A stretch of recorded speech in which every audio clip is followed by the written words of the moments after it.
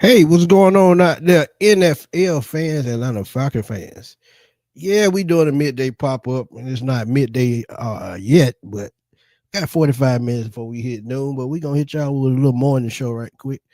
Share our quick thoughts on some hot topics right quick. One, Kirk Cousins fade in Atlanta, and now that we saw Ian Rappaport say what he had to say, we gonna comment on that. Because I feel like the Falcons hold all the cards at this point. And since he put that no trade clause, he screwed himself. So we're gonna talk about that, and we're gonna give y'all our thoughts on Trey Hendrickson. Is a trade dead, or is it alive, or what the hell is going on? But we'll see soon, because trust me, Trey Hendrickson with Atlanta could uh, catapult this draft in a totally different direction, especially with Leonard Floyd just being signed. But before I keep going, man, tell the folks what's up. Hey man, how y'all feeling, y'all? Hey, it's a lot going on, man, out here. We have the Trey Hendrickson news, Kirk Cousins out here, so that's gonna be a continued ongoing thing. You also have, man, will the Falcons possibly go Georgia? Will they maybe this year be the year they go a Georgia player?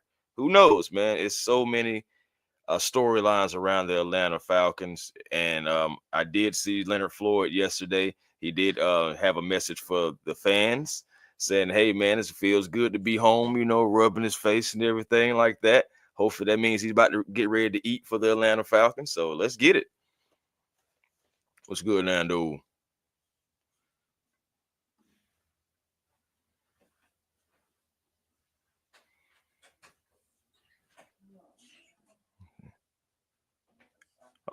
Hold on, Smitty. I can't hear you, But man. Oh, but we're there we gonna go. jump into the Georgia players too a little bit, man. Yeah, give y'all thoughts on the Georgia Pro Day. Malachi Starks has some interesting thing to say. Michael Williams, Mm-hmm. one of my favorite Georgia players that a lot of people are talking about. Name might rise up the board. Mr. Jared Wilson, the center Jared Wilson, and y'all know center is Mm-hmm. a big need with Need Ryan now. Nuzell being on Ryan Nuzell on a restricted contract, meaning they can, if someone signs him, they can beat the money wise. So he could still be here. But Joe, what is the kid named Jonathan Gwynn? He's Oh on the yeah, roster yeah. as well. Yeah, yeah, Yeah, he's on the we roster as signed well. him to what future contract back in Right, January. So yeah, so Javon Gwynn is back on the team. right. My bad, McCary. Yeah, I was muted. But let's What's say up, what's up Gary? to How the you chat feeling? before we get into it. Deshaun Carswell, what's up, my dude? Yeet, Travis, what's get good? some. Nando, Mike, Ivan Gonzalez, what's up, man? He said he been a fan for you guys for years, man. We appreciate you, Ivan. It's We it's, definitely appreciate that. it's people like Mr. Ivan, Larry, what's man. We going do it on? for. Our boy Winston from the eye test, man. Winston, what's good, my dude? Like Winston said, man, y'all smash that like button, smash that notification bell for Smitty Sports Machine, A1 Forever, and the 95 North Falcons Talk Show, man, because everybody out here putting up content. But Right. again, thank you, Miss Carrie. Yeah, I was muted. I'm getting old. Yeah. I got a allergy problem, so this change of weather killing me. I was Mm-hmm. actually in New Orleans this past weekend. It was hot as hell down there. And I get back Mm-hmm. home, it's damn 40 degrees. So just couldn't Life comes at adjust you fast fast. enough. Very fast. In a matter of 6.5 hours, the temperature dropped 30 degrees. All right. So yeah, so allergies are killing me, and y'all know pollen is right around the corner. And actually it's already here because I've seen some. But Mm-hmm. we'll see. Justin, what's up, my dude? RB What's up, Justin? says unless they get capital back, bench Cousins the whole season, he don't got much longer to play. Absolutely agree. Absolutely agree. So I know we need ER, but starts looking like good not to take. That's an interesting take. Yeah. Yeah. Hey, man. And I'm glad you said that, KJ, because the kid from South Carolina, Nick Ah, Emawari, I'm putting out a yeah. draft profile on him just a little bit later. Probably in about 2 hours, you will see it up right after this show. About Love two that hours after kid. the show, because I'm telling y'all, Nick Emawari is just a different type animal. They just have to find a way to fit him in. And if they go get a Trey Hendrickson, I think a safety at that point in the draft or a corner that much more sense. But you don't find Derwin James type talent all the time. That's No, all you I'm gonna say don't. about that. You But let's don't. get this thing rolling, man. We're gonna talk about Kirk Cousins getting on our damn nerves again. Because that's what Always. he's been doing the whole damn off season. But honestly, um, the Falcons hold all the cards. So we just Yes. gonna keep it at that right now. The Falcons hold the cards. Ain't nothing Kirk should do. He just gotta sit back, shut his damn mouth, and do what he need to do as a quarterback. Because we have a young guy in Mike Penix that does not need this distraction behind him. This is Mm-hmm. why I say I feel that they have to move on. So before we get into all that, man, let's get into what Ian Rappaport said Let's do it. right quick. Because he made absolute sense. And me and Chris actually talked about this behind the scenes the other day. And this is just a quick clip. It's only 48 seconds. But we're going to give y'all our thoughts. Let's roll. Anyway, they can carry out the fake as long as they want because they're already paying the salary. No matter what, the Falcons are paying the salary for Kirk Cousins. He could be the backup quarterback, no big deal. He could be the backup quarterback till September when someone else sustains a quarterback injury and they're like, hello, we got a guy, send us a third-round pick for a starting quarterback, and here we go. They can do this for as long as they want because it doesn't hurt them at all. Once they get past Sunday, they're paying the $27 million. They're paying the $10 million next year, and it doesn't matter because Michael Penix is cheap, and they've already committed to this contract. So, to me, I don't think it's a fake at all. I think the Falcons can carry him. I think they will carry him. I think the next time Kirk Cousins changes teams, it's going to be when someone trades for him. And if I'm wrong, you're going to be posting this on Old Takes Exposed anyway. Anyway, they can. That is right there. I mean, you don't get no clearer than that. Because at the end of the day, since we hold all the cards, he can say whatever the hell he want to say. He signed the damn contract. Right. He tried to get over, so he got to deal with the consequences. And he's Smitty, also right. We knew that. Go ahead. No, I was just about to say, Smitty, you knew it was already coming to this. You know, I mean, the man was trying to get what he wanted. He thought he was going to be able to force his way out of Atlanta. Unfortunately for you, Kirko Bucko, unfortunately for you, that was not going to be the case. And he knows that. That's why he's trying to go over the heads of the commandment, the breaking the chain of command. That's why he's doing that, going to the owner and trying to see if he can talk to Arthur and say, Arthur, please just send me somewhere where I can start. Well, I tell you where you can start, right on the bench right next to that water cooler, my boy, because you are under contract. And guess what? As long as you're under contract, you're obligated. And as soon as you start trying to do anything detrimental, I'm going to fine you and I'm going to take money from you anyway. So, and we know he got a good agent. That goes without saying. That goes without saying. So if you look at what's transpired the last couple of months after the season, he's pretty much tried to force a trade, force their hand, and it didn't work. Then he goes to Arthur Blank, like you said, chain of command, and says, I want to continue my career elsewhere. I want to be a starting quarterback in 2025. But were you thinking that when you were swindling us out $180 million? You wasn't thinking about that. And honestly, he should have thought about it because he knows he was still not fully recovered from that Achilles injury. We saw it early on, first game of the season. Could not even step back on the back of his leg to put his body into the throws. So that alone let me know that you didn't care about this team winning or losing. Yeah, we started 6-3, but when you got hurt in that New Orleans game, you didn't tell nobody. You just kept on like everything was fine just because you felt like you need to get your money. So now that somebody else interfering with your money now is a problem, man, get the hell out of here with that. Because and I told you where it came down to too, man. I'm telling you, he had that surreal moment when we were doing our live stream of the Commanders and Falcons game, and he out there with his helmet on the sideline. He had that surreal moment, and I believe he started putting it to works. It probably happened before then, but I feel like the final nail in the coffin was him in that surreal moment, being back in Washington where he started behind Michael Penix. Right. And he just like, I can't believe I'm back in this situation. Life come at you fast and they come full circle. But ain't it funny how karma work out? Because he did the exact same thing in Washington with RG3. when he was in Washington, RG3 was trying to get his job back. They gave RG3 job to Kirk Cousins. Mm-hmm. And the crazy thing about it wasn't even really RG3's fault that he got hurt.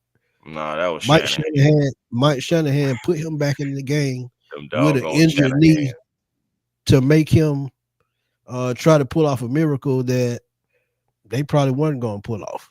So yeah, he already had a partially teared ACL like coming into it.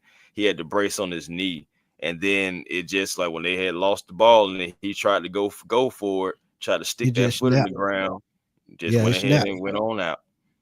And when he went down, I already knew. I said, "That's it." That's it.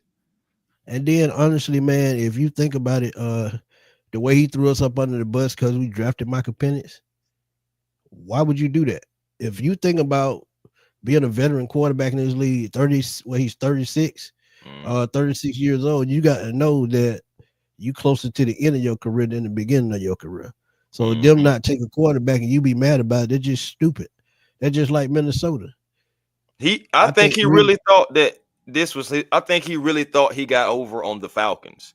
I think he really thought that, hey, this is going to be my team. I ain't got to worry about nothing. You know, and all this mess that they doing in Minnesota, because Minnesota drafted a quarterback too.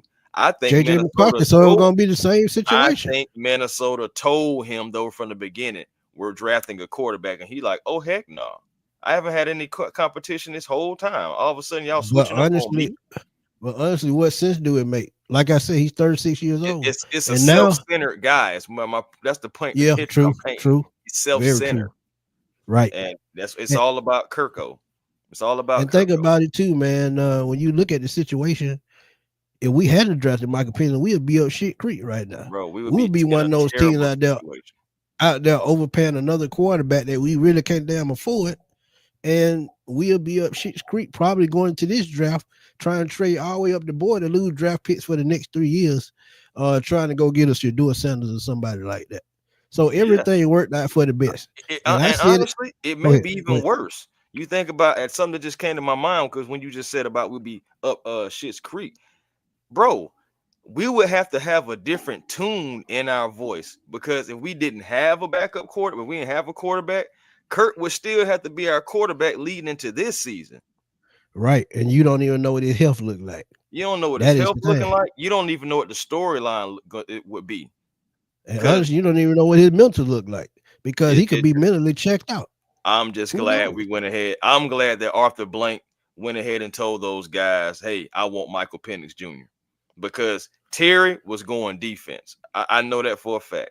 Terry he was going out to Latu. He said it. Yes. He was going out to Latu and even tried to trade back into the first round. To get Latu. Right. So we knew what Terry's mind was, even though we know he's had a history of drafting elite offensive talent with guys like Alvin Kamara in New Orleans. He put that New Orleans Saints offense together with his scouting ability. And I think he tried to do the same the first couple of years with Atlanta. So now he knows it's time to focus on the defense. But it's not the draft to be looking for no quarterback, fam. No. And actually, I'm just to the point. If I'm Arthur Blank, I won't cut that, even though he probably is going to do it. I would not cut that $10 million check. I would just cut my losses. But as Ian said, the money is already paid out no matter what you do. Money is no matter what you decide to do. The money is already paid out. So it's just a bad look altogether for Kirk Cousins. And honestly, him trying to force his way out of town is something that he should have thought about before he signed that damn contract. Just that simple. Again, so, Kurt thought that he got over. Kurt thought that this team, they need a quarterback. They need me. You know, and I'm not going to say that we did or didn't. I'm just going to say we gave you the contract. But you can't sit up here and be that self-centered to think that we wasn't looking at a quarterback in that draft class compared to this one. We have no ties to you. You are not Matt Ryan. That's why I was so upset when we just didn't bench this guy. I understand 180 mil, but we have no ties to you, for real. And think about the destruction they caused the locker room with this move. Well, not with this move, but with what transpired over the last half of the season. We And in 6-3. free agency now. Yeah, and free agency. We 6-3. We on top of the world. He goes into New Orleans. We lose to a team that lost 7 straight games. He's injured, and then we go on a roller coaster ride on the end of the season with 4 straight losses started off.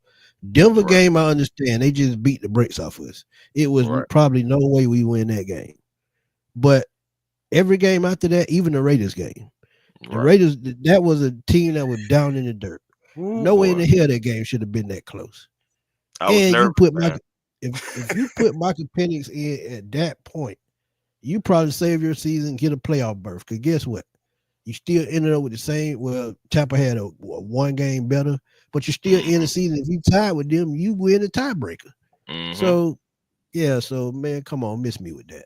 I mean, it's just so much destruction that this move caused by just overthinking.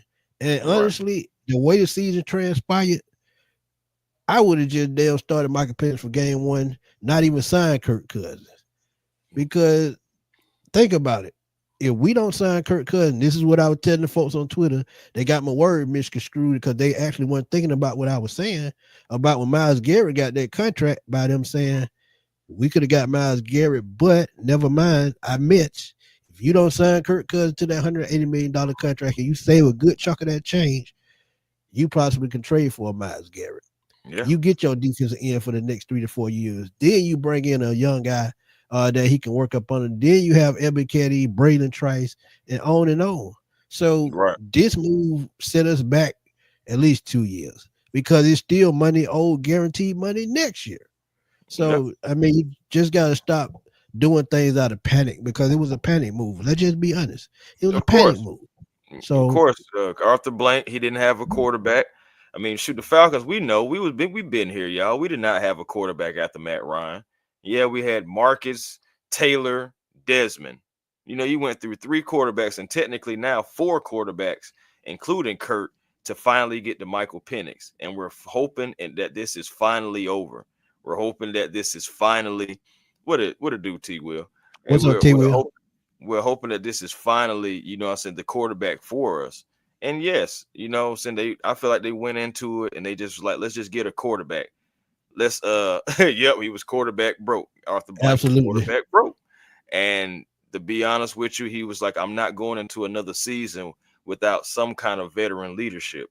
You got the veteran leadership, but my boy, you only paid for 1 extra win. Regardless of the end result, good action is nothing without, you know, I mean, you can have these good opinions and everything, but it's nothing without the good action behind it. And the end result at the end of the day was good, family.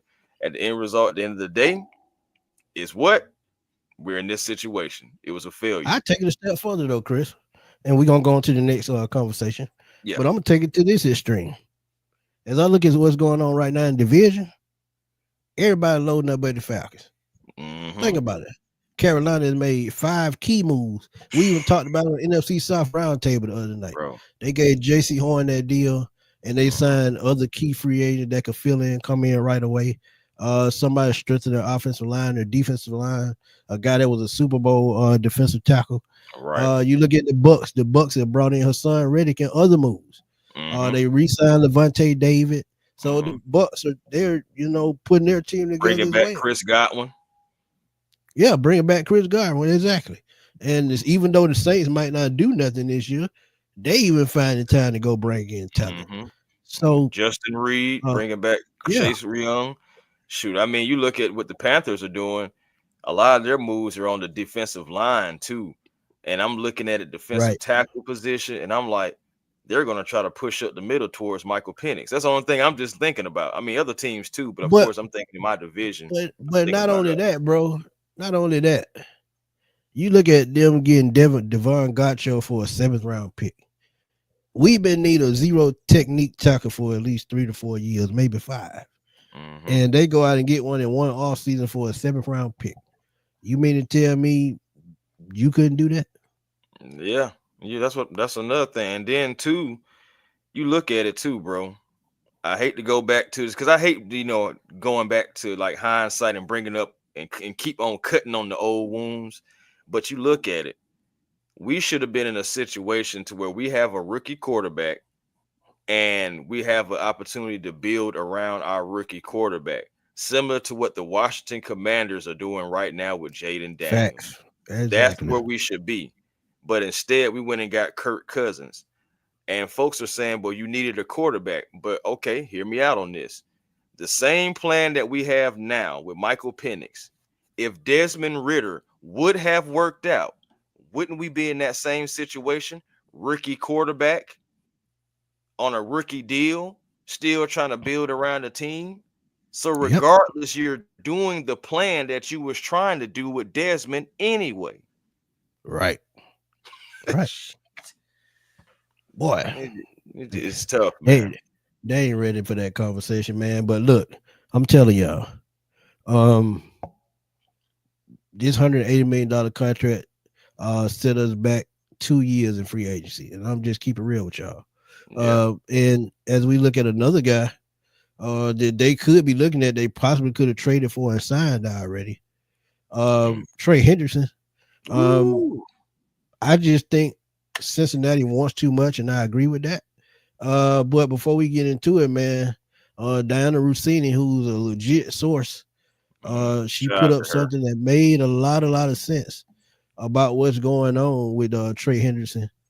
And honestly, she's absolutely right. Yeah, but this is what she said.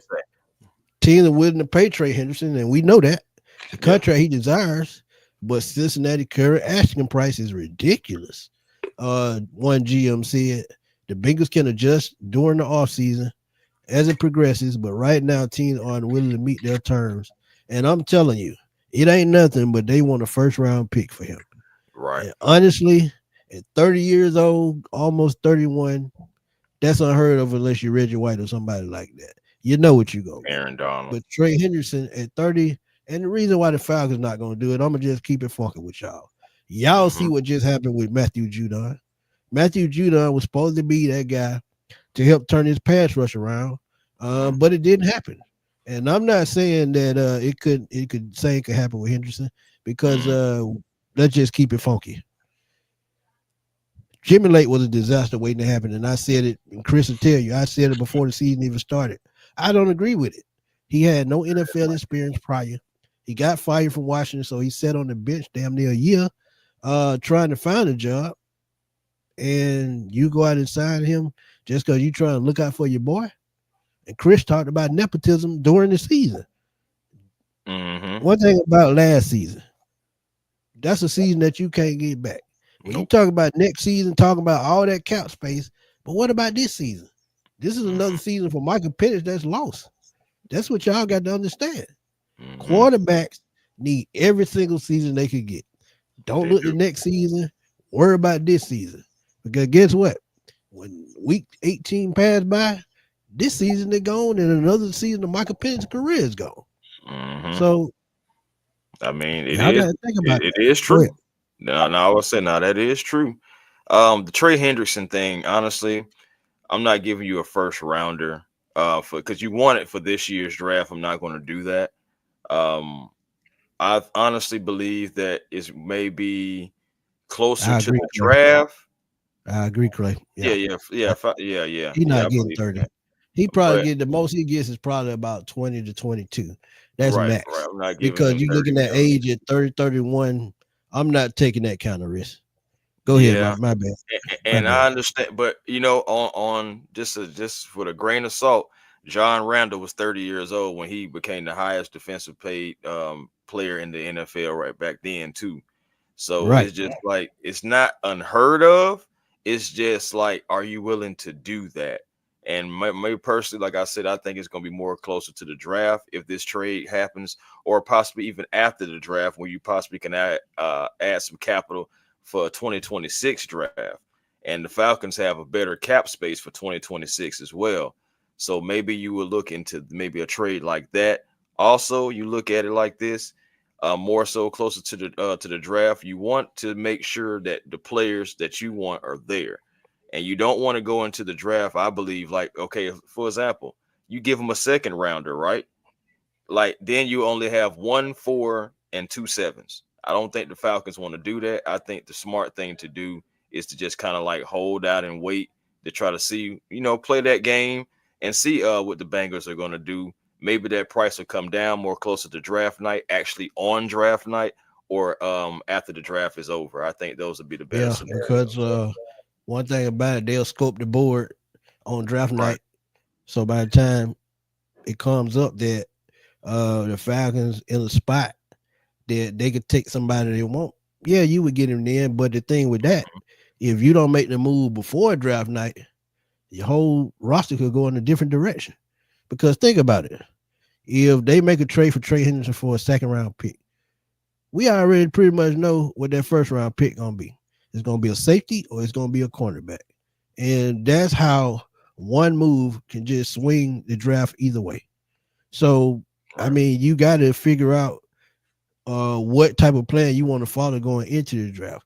If you draft somebody like a defensive end edge rush at 15, and then they say, hey, we want to take your deal to take Trey Hendrickson, now you've lost out on a chance to get that game-changing linebacker in Jalen Walker, that game-changing cornerback in Will Johnson, or that game-changing safety in Nick Emawari. So this is exactly why I see it. This move cost us, because you could have been made a deal, brought in somebody else, paid them, and we ain't even talking about this. But Clay says hindsight is 2020. Kurt may have worked out if the Falcon brass had done their job and evaluated his injury properly. And Chris said that. He told me that.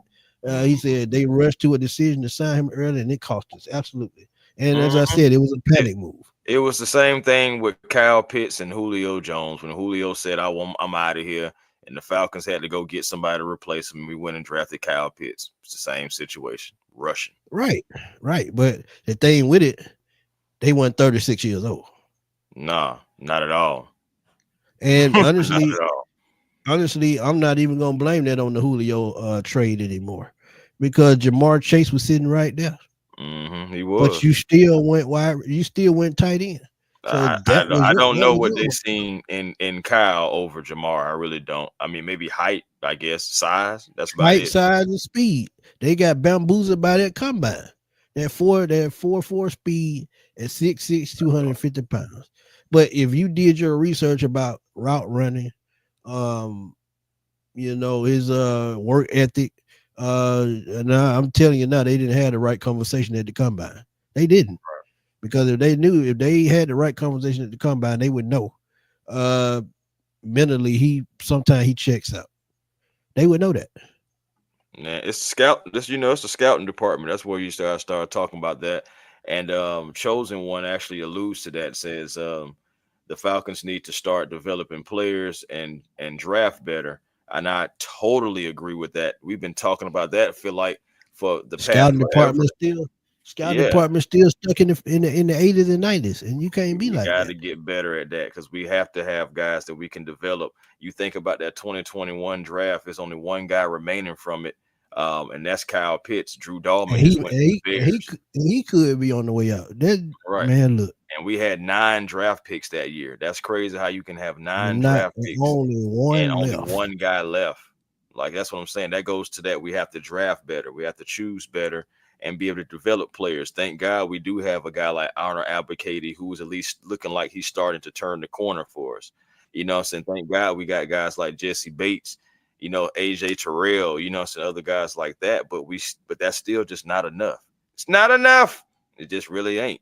So we need more players that can develop. What about Brandon Dorless? What about the Ruka Rose? What about the Braylon? We don't even know what they can do. We just cut Grady Jarrett. And see, this is what I tell y'all. We knew last year, and we said it on the show, and we talked about it extensively. When you draft 2 people at one position, 9 times out of 10, that's right on the wall that your big money guy finna be gone. And that's the thing about signing these big contracts. When you sign a big contract, 9 times out of 10, you're not gonna finish it, especially if your team not winning. Because think about it. When Grady signed that deal, this year was a $16 million cap hit. And his production was not there. So they knew coming into this season, they were going to have to make a decision, and they did. Because Rukaroro and Brandon Doyle has seen the field probably 1 or 2 times the whole season. Yeah. Rukaroro I was mean, down with injuries twice this last season. they had Braylon doing what our man you know who were getting our DoorDash for us before, Dave Ragone. Brandon Right. Doyle was Dave Ragone this past season, just getting us our DoorDash. And again, this is going to be his rookie season. All those guys that were drafted last year, that was really for this year. You know, Right. so like all these guys it's going to be their rookie season. We're going to see what we have. Yes, I mean, because we have to. Grady's gone. You still have David, but how much do he has left? Lorenzo Carter most likely won't be back, and he shouldn't because I mean Leonard Floyd's here. And I'm interested to see how that's going to look with Floyd and Arnold Abercrombie. But guys, I'm still looking to possibly get somebody, an edge rusher or one of them linebackers, somebody like that. And of course, you know, I know we're going to talk about that too, you know, some of those Georgia players.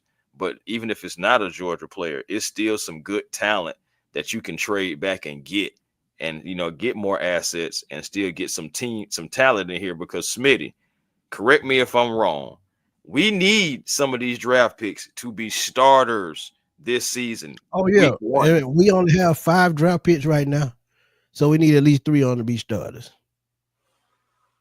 And it don't say after the first round we can't guarantee that. Tyler Algier was 5th round. Grady Jarrett was 5th round. Absolutely. So you can find starting talent in this draft. You just have to do your homework. Just that simple. But this is another way. True Dahlman wasn't a first rounder. Just saying. He wasn't the first round either. I think he was 3rd or 4th rounder. So you can find legit starters. But this is something that y'all should keep in mind. And I'm gonna put this up on the screen right quick. And just keep this in mind. So according to Mike Garafolo, Trey Hendrickson wants to be in Cincinnati, and Cincinnati wants to make it work. I can see that. I mean, he's been playing there. I mean, you think about it, they were the team that really gave him his first real shot, you know, because he didn't get it from that team in New Orleans.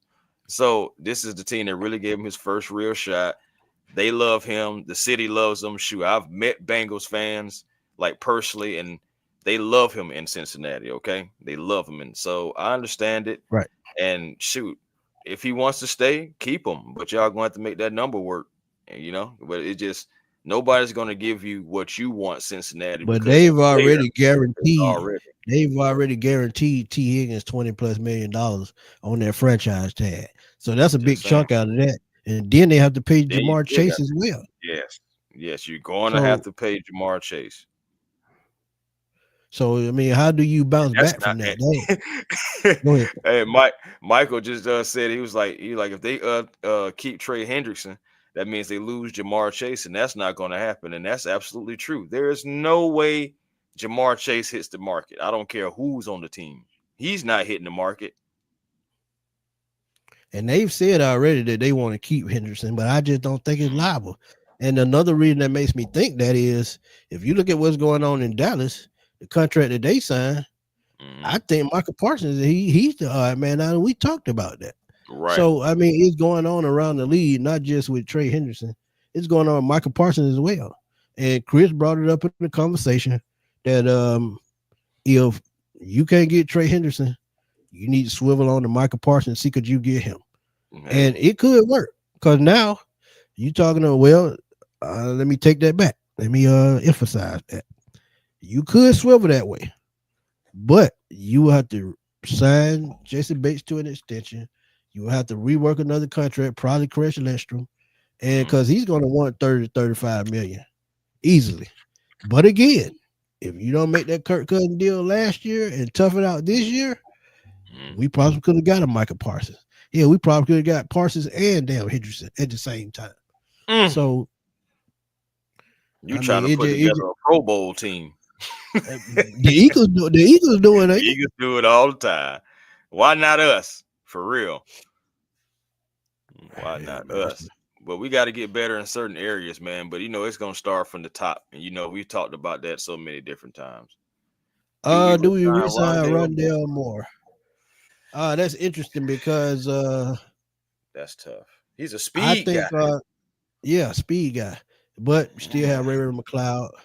Still have Darnell Mooney, who has decent speed. I think I would take my chance on seeing what Casey Washington has. I think Casey Washington can be a solid possession receiver in this league. So either I would see what Casey Washington has, or I would go day three on the wide receiver, 7th round, because one thing about it, you find receivers that slip all the time. Right. Marcus Colston, perfect example. New Orleans Saints wide receiver went 7th round pick, ended up having a solid career. So it's just all about what you want, what fits the scheme, and what they're gonna garner from it. But what you think about that, right quick? Rondell Moore, I think honestly, I feel like if he would have been able to play, he would have earned himself another contract with the Falcons, because again, speed guy, another element that Right. Kurt and Mike could have used. Probably return guy as well. Again, just that speed that you need. But unfortunately, went down with that injury. I don't see the Falcons bringing him back. I just don't. It's same thing with Avery Williams. I don't see him coming back either. I think the Falcons are going to go in a different direction, possibly get somebody with healthy knees. Well, yeah, they got somebody in Rory McLeod. They can play special teams, so Avery Williams could be gone anyway. That's what I'm saying. Yeah, so Ray came in and honestly made guys expendable, because he was a pleasant surprise out of last season. We didn't expect that from Ray. Right. So yeah, I mean, you can bring in so many people at so much time, but with only 5 draft picks. And honestly, like we've talked about, honestly, I think the Falcons need to trade back. If they trade back, and if they can get, an extra second or extra third, and Cincinnati won the first, then I would probably do it, because I know I got that one pick to lean back on. But at the same time, what if he goes back to Cincinnati? You just don't know which direction to go in the draft. But because, as he said earlier in the show, finally we going out to Georgia players, and we could finally get somebody that could be a game changer from the Bulldogs.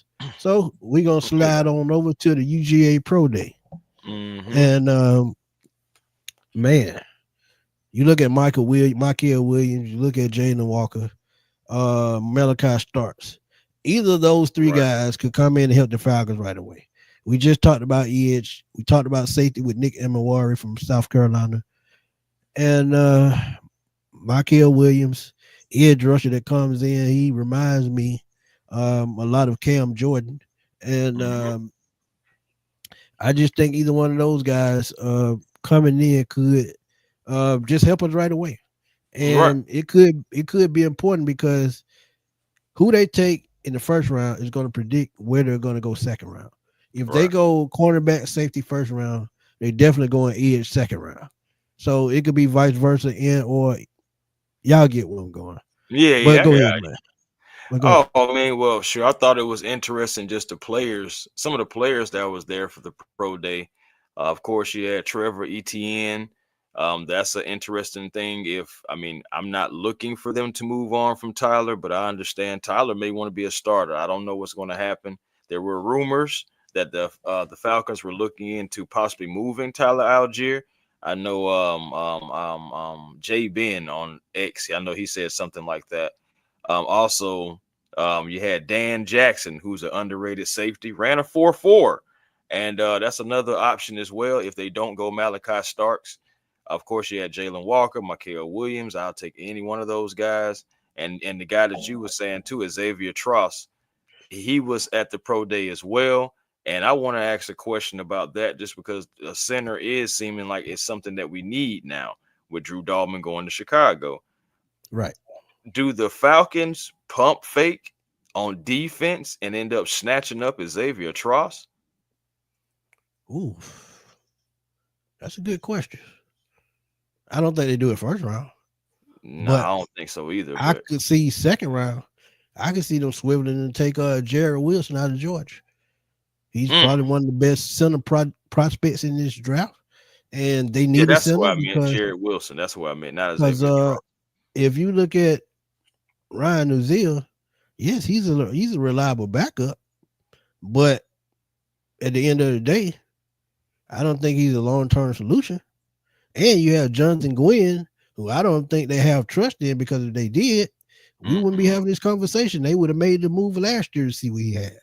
I'm just saying, bro, we see guys who are below, right? We seen guys start from the bottom of the depth chart and work their way up.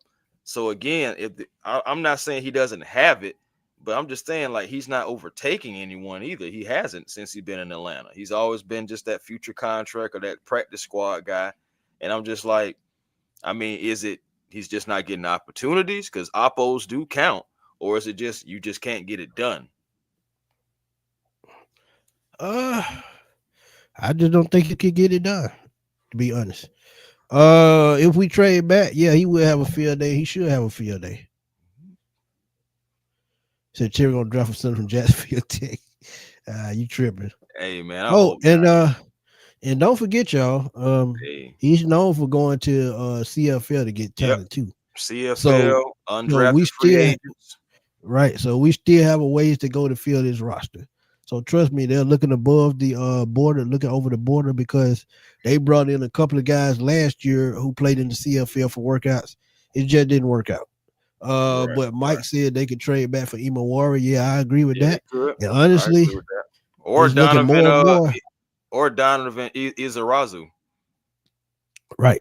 That's another. So I'm telling you, that guy. Y'all like Mike Green? Y'all need to go look at Donovan, man. I'm just saying. Oh yeah. That's the kid from Boston College, right? Yes, sir.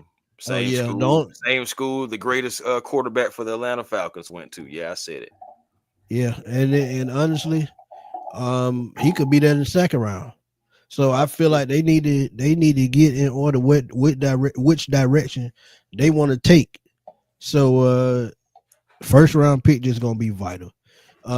If you can't go out and get Trey Hendrickson. And another guy that was on my radar last year at the trade deadline, Josh Uche, just got traded. I mean, just signed a free agent deal.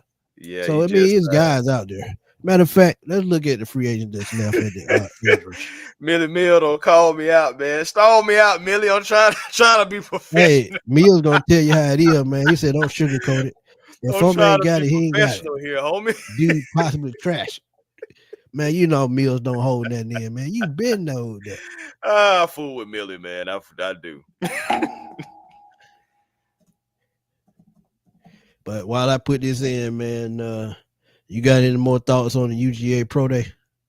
Hey, man, it's just I just wonder if we're gonna go Georgia again. All those guys that you said can really come in and help the Atlanta Falcons. Jalen Walker. I mean, let's just talk about Jalen Walker. Said anything that Jeff Albrecht needs him to do, I'm willing to do. And he really fits what Jeff wants to do, is having that guy that can move around, do different things. Jalen already feels like he's that type of guy. So he's like, hey, I would love to play for the home team. I would love to stay home. I would love to, help and contribute this team and be one of those guys. Mikael Walker, same thing. I mean, all these guys lit up when they was talking about the Atlanta Falcons. Malachi Starks, so even seeing his drills, Jeff Albrecht, like, oh man, that may get you, in a first round draft pick right there. It's just some of the things that they're doing. They liking all these guys. So I don't think it's real. And honestly, we need all three of those guys. We need an edge, we need a linebacker, and we need a safety. So if you go and get any one of those guys, I don't think it's a bad pick, honestly. Absolute facts. But I pulled up for y'all the edge rusher that's left. And don't y'all go to clamoring on just one person, because trust me, it just doesn't work that way. But if y'all looking at the screen right now, y'all will see at the top, Von Miller is still available. And he made $20 million last year, so he's out. You could bring Matthew Judon back, who played on $6 million salary last year, and you possibly get him around that same number. Probably 8 to 10, just like I said with Leonard Floyd. You look at Preston Smith, who's been around, Zadarius Smith, and both of those guys played together in Green Bay. So they have a little bit left in the tank, but they're also 32 years old. Right. You look at Charles Omenu from Kansas City. He's $8 million. He's a 6-year vet. Jerome Baker. Anybody on here, I just don't see a lot of talent. Now, Kazir White was a guy that I was looking at. I think he come in at 28 years old. He's had solid stats. And maybe he could possibly come back. I know we just got Divine Diablo, and I know his comparison is Kaiser White and Sherwood. So it's just like maybe they went Right. that route. It'd be interesting to see if we still was to get one of those guys. But I think for the Falcons, they may have went after the guy that they wanted. I did like Zadarius Smith. I still think if maybe for the right price, I'd bring him in. Judon, it wasn't all Judon's fault. I don't think. Jimmy Lake's scheme. I feel like everyone regressed. Scheme, Everyone yeah, regressed in his scheme. So I do absolutely. take that with a grain of salt too, because I'm just saying the All Pro like Justin Simmons looked lost last year. Lost. You hear me? And I'm just like, and Jesse Bates, even though he had a good season, even his kind of came down just a little bit. Just a little bit. You've seen some instances where Jesse would be looking for help, or Jesse would be looking like, hey, why weren't you here? Or you supposed to been there? The scheme had Matthew Judon, somebody that we brought in, traded for to go after the quarterback, and we have him running away. So that's another thing. Just take that with a grain of salt with these guys too, man. A lot of it wasn't just on them being out of position. A lot of them was put in a disposition because of what? The scheme. Yeah, it's crazy, man, because honestly, a lot of it could have been avoided by making the right hire.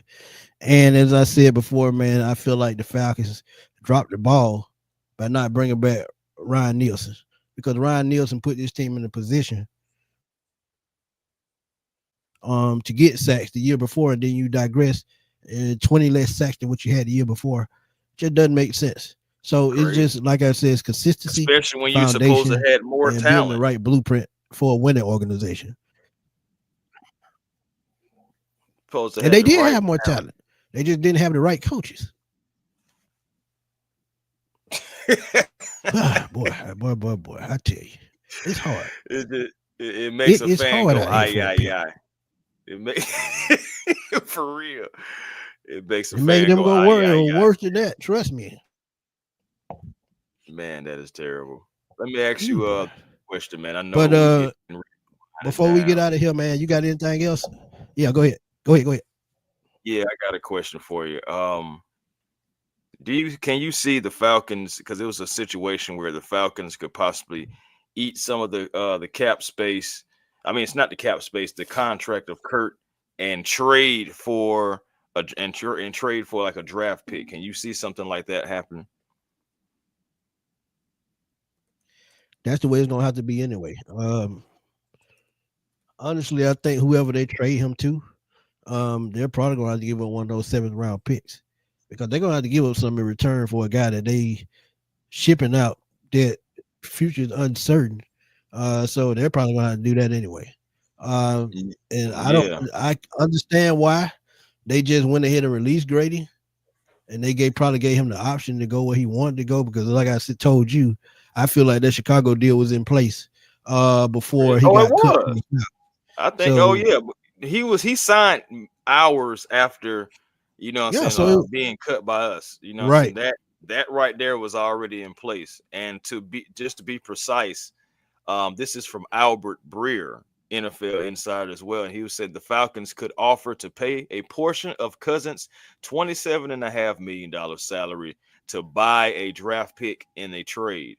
In that circumstance, it'll get Atlanta off the hook if a part of the money, bring a return, give Cousins a chance to play, and clear the decks for Michael Penix. Atlanta's looked into this, and they're gonna have to bring in a backup as well. Mm-hmm. Yeah, for sure. Yeah, so it goes a long ways, man. Just like I said, this is a type move that could set you back for years. But let's right quick before we get out of it, man. Let's look at the backups. We ain't gonna even look at Aaron Rodgers, because we know that's off the table. But anybody outside of Aaron Rodgers, they, you can probably look at it. But I agree, man. You just got so many ways that you have to go. That's all we had, bro. That's all we had. All the signings, the TQ Grams, the Mike Fords, all that stuff. We just said this like our last show. look for a lot of small signings, a lot of make sense signings, 1 to 2 year deal signings, stuff like that, similar to how it was when Terry first got here. Yeah, When we were just people that stringing together familiar. guys. Yep, that familiarity. He did go get guys familiarity. Mike Ford was here before. TQ Graham knows, you know what I'm saying, the team. He's been in multiple systems, so he knows the team. And then you bring back Kadero Hodge, a great special teams player and a great utility receiver. So it's just like small moves that make sense for the Falcons.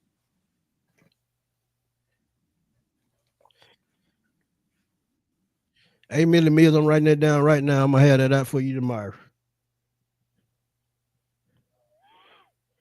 Yeah, Makuba. Okay, I do a draft profile on him, and I have it out tomorrow for you. I just wrote it down. There it is. So there it is. Action you shall receive. But if you look at these free agents, man, quarterbacks, it's getting kind of scarce. Like I said, don't even worry about Aaron Rodgers because they're just out the damn question. Trey Lance, Drew Lock, and Drew Lock, he's been a backup for most of his career. I thought he was going to be more than what he was coming out of Missouri. It didn't work out. You talking about Joe the guy Flacco who that played for the Giants that we blew out? No way. Yeah, that guy. Joe Flacco is talking to teams right now. He's 40. So they're just like backtracking. Might as well keep Kurt. You look at Jameis Winston, who I said Jameis Winston could be a logical backup, mainly because we already know what we're getting with him. Carson Wentz, injury prone, no. Case Keenum is 37. He may be a logical backup. Cooper Rush, who played well for the Cowboys last year, he could possibly be a good sign. He played at 2.5 last year. Let's see what his market value would be. Come on, man.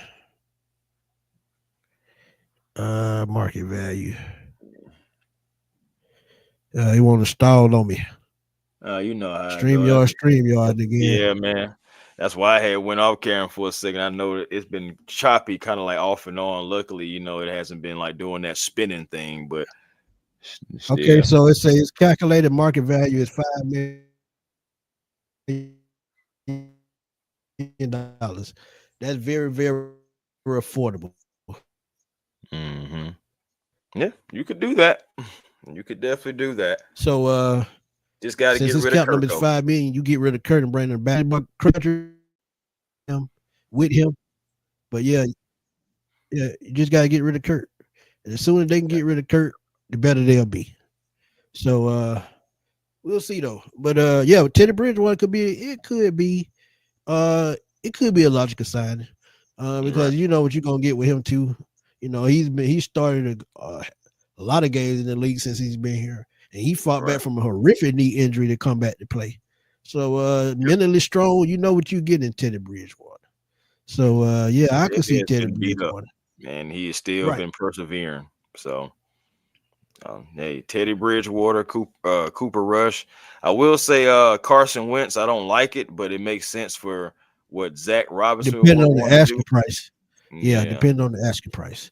Because I think they were together in Los Angeles, if I'm not mistaken. Yeah, so, but yeah, right. Yeah, man. It was a great conversation, man. I really, really enjoyed it, man. If y'all just tuning in, man, please go back and check out from the beginning, man. We talked about Trey Hendrickson and what they could do to get him. We talked about Kirk Cousins still on that bullshit. And we talked about UGA and how it could help the Falcons. Because trust me, it's 3 prospects in this draft from Georgia, 4 actually, that can come in and help the Falcons right away. And my favorite one is not even one of the defenders. It's the center. Because we know Atlanta is one of those teams that run first, run blocking, zone blocking. And I think Jared Wilson excels at all of that because that's exactly what they ran at Georgia. M-Dub, what's up, man? What it do, M-Dub? Catch the replay if you can, because man, we had a great conversation. What it was, Michael Williams, Jalen Walker, Malachi Starks, and Jared Wilson, and also Dan Jackson. And the Jackson kid, right. So I'm just saying, you got 5 guys that you could probably bring in from Georgia if you decide And to I'm go gonna be Georgia honest, at all. bro. Dan Jackson at the next level, he could probably transition into a linebacker because I see him more as a linebacker prospect than a safety prospect because he played so much in the box at Georgia last year. He played better as a linebacker in that scheme. So yeah, I could see that. Mike, I'm actually Emma Warrior is climbing up my boards. I'm getting closer and closer. Y'all know every year, if y'all been following me, every year I hone in on one person, just like B. John last year. I'm sorry, Michael Penix last year, B. John the year before.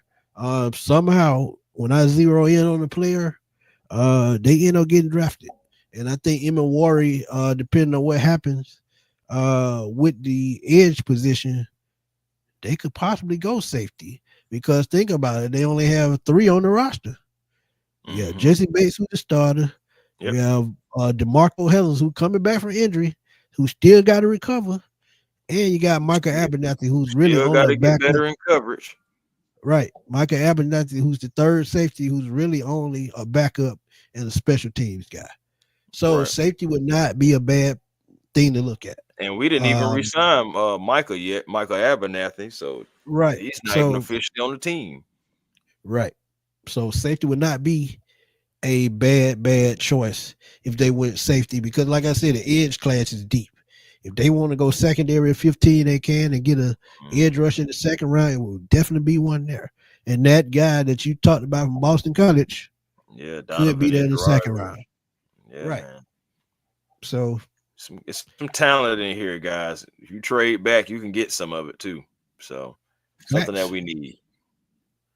But before we get out of here, man, tell everybody where to find you. You know what to do. Hey, man, A1 Forever Sports, man. Please come on over and be a part of the platform and the A1 family. Also, Twitter, A1 Forever, Instagram, A1 Forever, TikTok, The Real A1 Forever, and also catch your boy on the Hawks Digest. That's also the platform on YouTube as well. Just been dropping a few videos. Actually, in the last 36 hours, I've done 3 videos for them now. So it just, continue to build up that platform as well. Continuously looking for more opportunities, trying to see where I can leave my mark. And, that's what it's all about, So, hey, just come on over, be a part of the A1 family. We're going places and we're doing things. That boy Chris putting out content like a cable channel. Hey, man, trying to get them to put me on the cable channel one day. Hey, boy, what you talking about? Mark Cheney, what's up, my guy? It's been a while, man. You got to, reach out to me. You got my number still. Reach out to me, man. We got to link up soon, man, because yes, sir. We always had them crazy conversations, and I don't care what nobody say about Mark. Mark just as nutty as I am when he come up with these ideas. Shout out to Mark. On the Mark Washington as well. That's my guy. Yes. Too. Yes, he's not scared to speak his mind like me. See, I like guys like me that not scared to have those hard conversations. Because when I said that we were gonna cut Grady Jarrett, y'all went at my head. But what happened? They ended up having to cut him. Like I told y'all, the writing was on the wall. Just got to pay attention, man. You just got to pay attention to what's going on. And if you've been watching sports as long as I have, 9 times out of 10, you can always see what's coming. You can always see it. So, told y'all, man. Y'all know where to find me, man. Had to. But y'all know where to find me, man. Smitty Sports Machine on YouTube. I'm always blowing things up. At Fatboy Slim on Twitter. Y'all can catch me on the NFC South Roundtable. And if y'all go to the NFC South Roundtable on YouTube, y'all can see our show from last Tuesday where we talk free agent signings and free agent future. Great content from Bucks, Panthers, and Saints content creators. We always have a ball, man. Hey, Miss Pam, how you doing? But y'all go to the NFC South Roundtable, man. We always have a good time on Tuesdays. We'll be back in a couple of weeks. We're splitting it up, pushing out a little bit further because it's the off season. But if something come up, y'all can always go to the Sports Machine on YouTube. But for my boy Chris A1 Forever, our boy 95 North Falcons talk to Roberto. Shout out to him, man. Y'all catch him on Wednesdays at 6 o'clock on Bleacher Report as well. But that's how we have, man. We were gonna do 30 minutes, but we always push it out to an hour just so we can talk to y'all, happens. man. And we're gonna talk to y'all soon, man. As I said, stay tuned for Nick and Mawari later today. For my boy Chris, my boy Berto, we gonna holler.